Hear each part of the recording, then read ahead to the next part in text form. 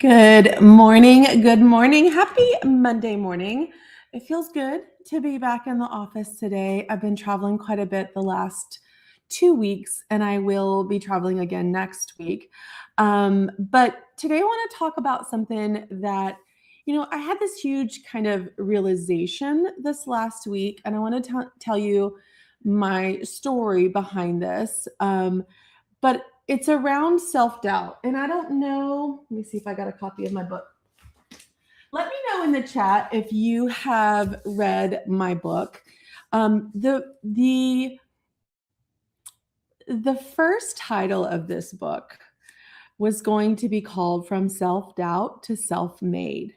And we changed the title multiple times along the way. But in my book, I talk a lot about the self-doubt that I have faced over, probably my lifetime, but I really focus on it, in the business. And so I was at an event last week out in California. My eye, listen, I'm not crying. This eye has watered for like 4 days straight. I don't know. I don't know, but it's watered for 4 days. I'm not crying. You're crying. I was out at an event in Newport Beach, California last week, and I was getting packed up on Sunday, and I was trying to talk myself out of going. I was having just a lot of feelings about it. I've been to this event before. It was not like, I don't know. I was having a lot of self-doubt. Let me just start there so that it makes it easier for you. I was having a lot of self-doubt. And I was trying to talk myself out of going because in this room, people are super fancy. And I felt like maybe I didn't dress nice enough. I felt like maybe I wasn't young enough. I wasn't skinny enough. There's a lot of health and wellness coaches in this room. And I just was having all of this self-doubt around who I was and who I was in this room. And I didn't have the greatest experience last time I went to this event. And I had paid for the two events. So I'd already paid for it. And I was like, I don't want to waste my money. I'm just going to go. But I was trying to talk myself out of going. Does this sound familiar to anybody, like having self-doubts about who you are? And I know it's weird because I show up here every week and do my thing, but it's different in person. It's different when you have to sit face to face in this room and you feel a lot of self-doubt. And it's not about any self-doubt in my business or what I've built or what I've grown. It was just eternally like I felt not good enough in a personal way, not in a business way. I can go toe to toe with a lot of people, with almost everybody in that room on business, right?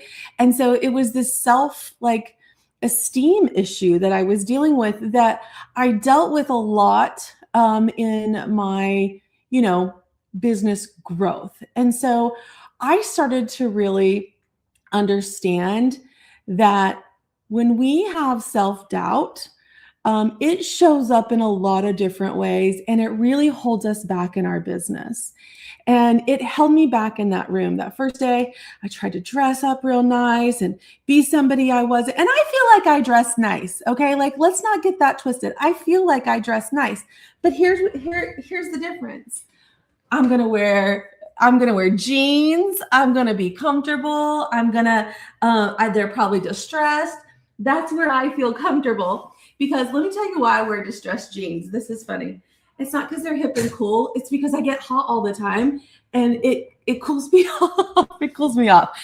But so I was going through my closet trying to pack for this. I was pulling dresses, I was pulling slacks, I was pulling suits, stuff I do not wear on a regular basis.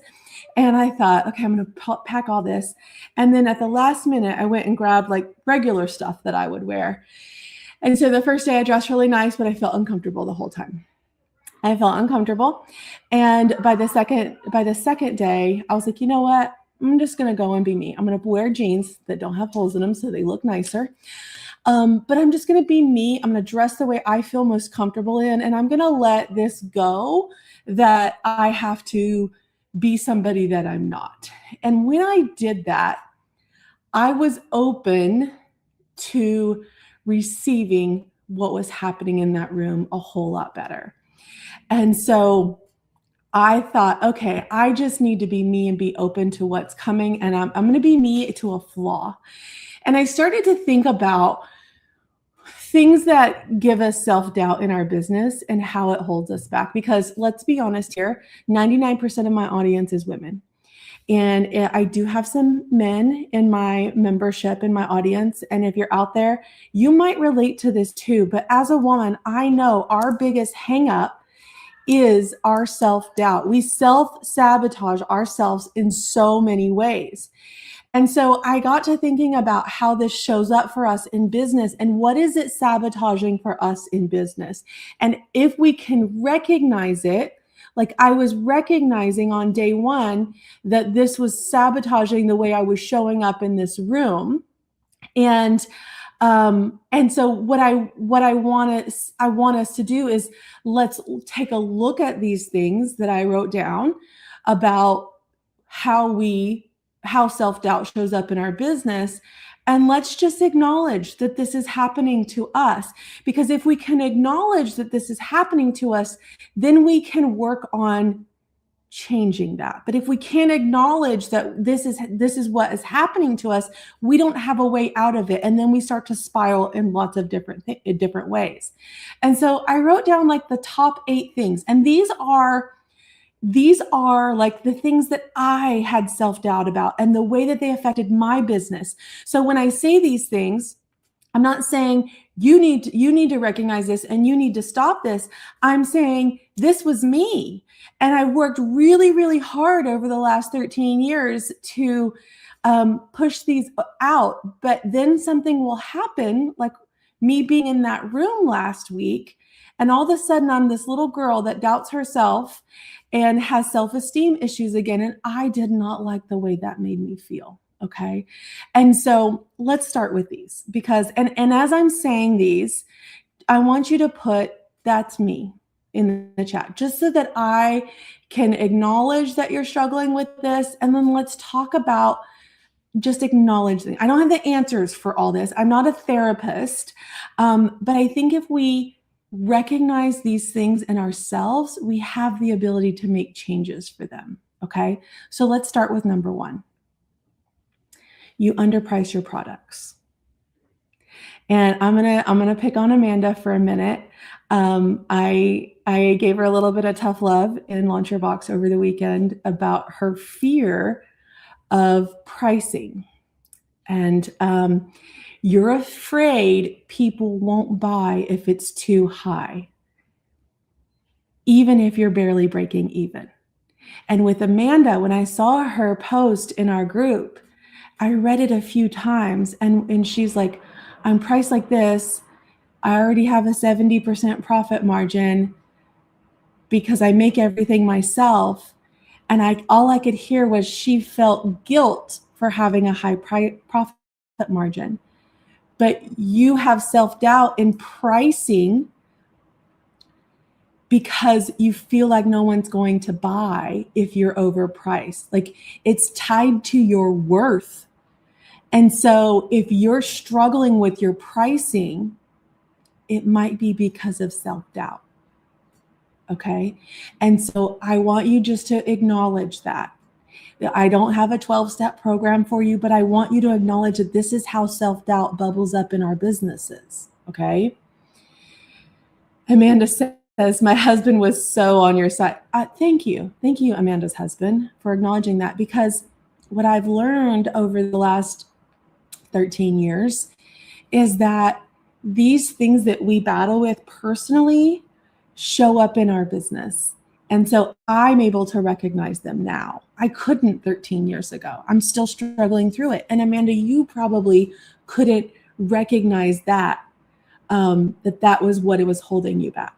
Okay. Number 2, you wait too long to launch.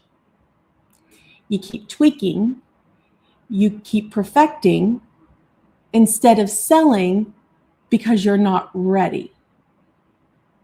If that's you, say that's me.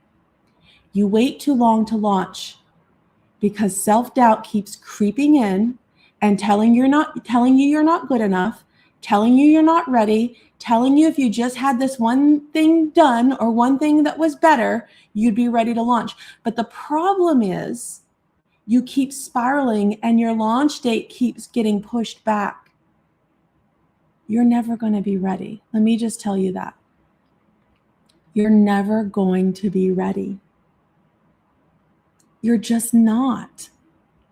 You just have to throw it out there and quit letting that self-doubt tell you that you're not good enough, you're not ready, you need to do better and be better before you can launch the thing. You can't make the thing better if you don't launch it. Okay? Number 3, you don't talk about your business enough. You feel like you're being annoying or repeating yourself, so you stay quiet.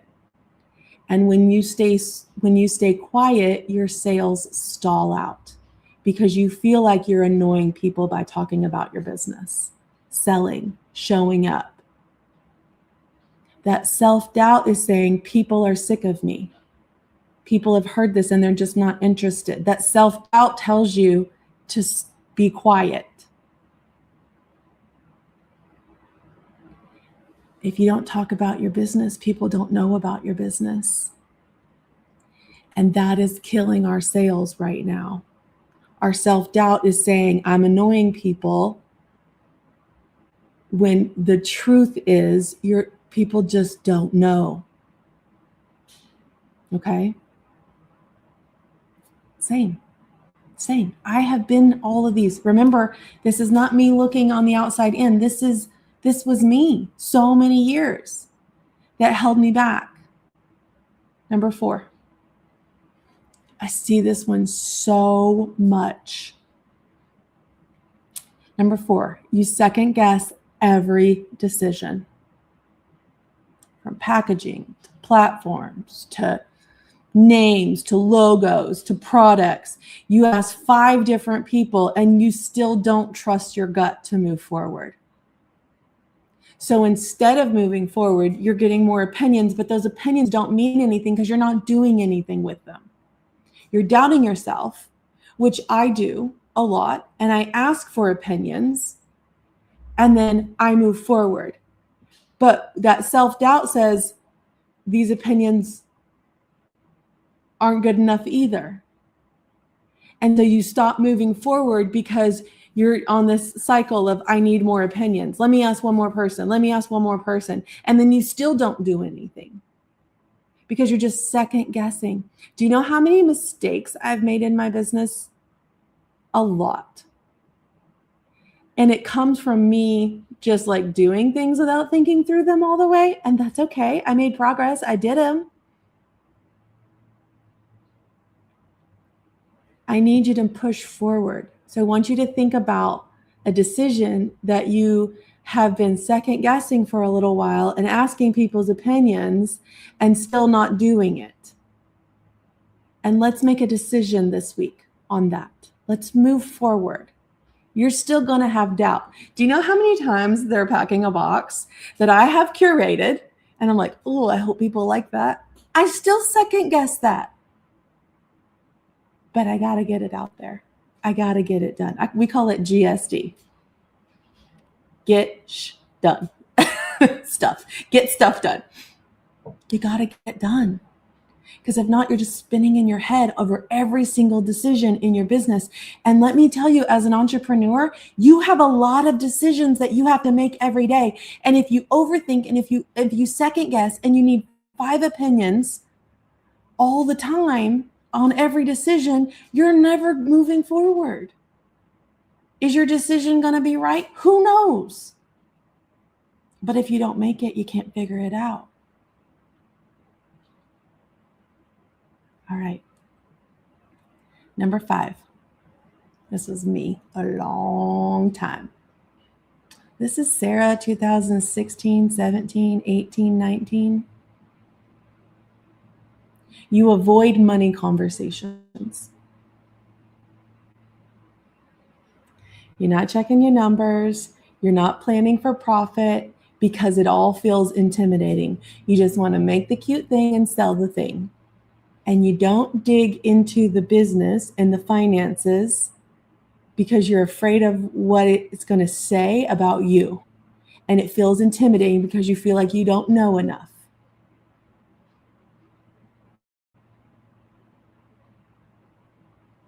But we can't have long-term sustainable businesses without having the money conversations about our business. If I don't look at the checkbook, I don't know what's happening. If I don't look at my profit and loss statement, I can't tell you that I did something wrong. Okay? That's self-doubt. And all it takes is we have to learn. It's not because we're avoiding it because of what it says. We're avoiding it because we just don't know how to look at it. We don't know how to interpret it. We don't know how to analyze it. And that's something as a business owner we have to learn. And by avoiding it, you're doing yourself a disservice. And then you're saying, my cash flow sucks. I'm selling a bunch of things, but there's no money in my bank account because you're avoiding the money conversations. Because self-doubt tells you what you don't know won't hurt you. Right? Been there. Been there. Number 6, you compare yourself to others constantly. You scroll and spiral, thinking everybody else has it figured out but you. And then you go down this rabbit hole of I'm not smart enough, I'm never going to get this, I'm not good enough, why did I ever think I could do this? Right? The truth is that person that's winning, they may not be smarter than you. They may not have it figured out. They just did it. And they didn't overthink everything. But when we doubt our ability, we have this self-doubt, it affects that. And then instead of scrolling and feeling inspired, we scroll and we feel like we have to compare ourselves. But instead of spiraling out of control, you think, man, if she did it, I can do it too. I can do that. If she did it, if this chick in a small Texas town figured out to create not one, but 2 multi-million-dollar businesses by herself from scratch, no investors, you know what? I bet I can too. And you know what? She's the perfect person to learn from because she figured it out. She figured it out with self-doubt, telling her she couldn't do it so many times. She figured it out even when she felt like all the cards were stacked against her. I'm not smarter than you. I don't have more resources than you. I figured it out because the alternative was working for someone, and I lost my job 3 times in a row, to bankruptcies, to downsizing, to closures. And the only thing that kept me going was I didn't want to put my future in another corporation's hands that could lay me off at any given minute. Again, 3 times in a row, I got laid off from my corporate jobs. The first one went bankrupt. The second one had store closures. I can't remember the third one, but it's there. Oh, they were downsizing too. And at that moment, I realized that I had to take my future into my hand. I didn't know anything about building a business. I didn't know anything about being an entrepreneur.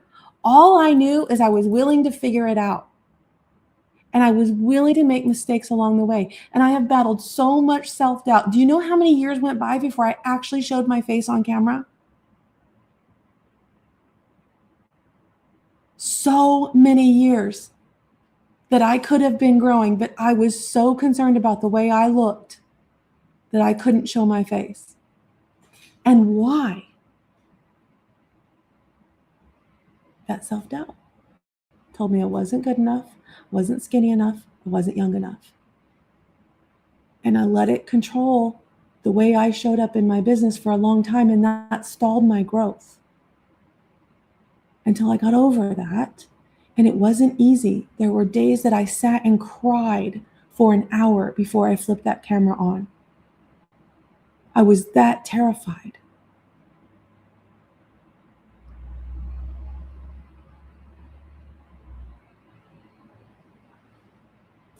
Number 7, you don't ask for help. You don't ask for help because you think your question might be stupid, because you think you should know how to do this and you don't. You should know what that means. You should know how to do that. So you struggle in silence by yourself because you're doubting. Why does everybody know what that means and I don't? Why does everybody have that figured out and I don't? I don't ask for help because there's shame associated with that I should already know this, right? That's not true. That's not true. That's doubt telling you you're not good enough again. When if you ask for help, you get the knowledge, you retain the knowledge, and you move forward to the next step. And you know what? You might have to ask for help on the next step too. But if you don't ever ask for help, you struggle in silence, you don't push past it, and you give up. And then number 8 is you quit too soon. If things don't work right away, it means that you assume that it means you're not good enough. Well, I tried, it didn't work, so I'm giving up. If I gave up every time something didn't work, where would I be? I'd be still working for somebody worrying if I was going to be laid off or not.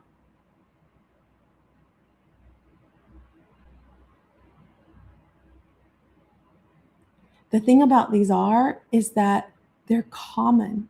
So I'm here to normalize that this is normal for people, especially women.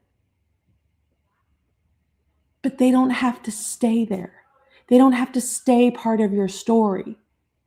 If they stayed part of my story, I wouldn't be here talking to you right now. I'd be working for someone else right now. I'd be working for my paycheck. I'd be working for the weekend, and I would do my job and go home. And I didn't just wake up one day and decide none of these mattered anymore. It was slow progress for me. I had to start making decisions quicker. I couldn't be in this decision loop of never making a decision.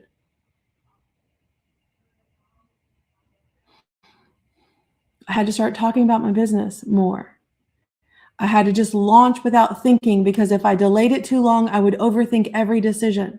I had to stop comparing myself to other people. And the best way for me to do that was to block them on my social media. If you get a negative feeling every time you see a competitor or someone else doing something, if it brings a negative feeling, block it and release it. I call it bless and release. Block and release.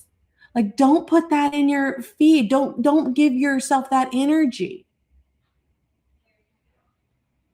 And please ask for help, even when you feel like it's dumb. Because I guarantee you, there are 5 other people wanting to ask the same question, but they're scared to. So if you'll do it, it gives them courage to do it.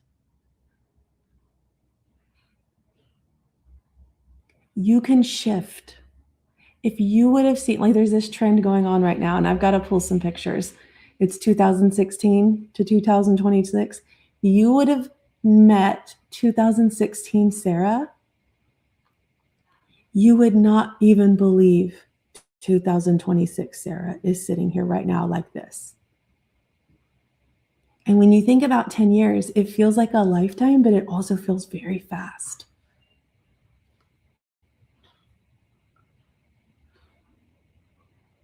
And I guarantee if you give yourself an opportunity, if you just acknowledge that these are holding you back, it's going to help you make progress to move forward.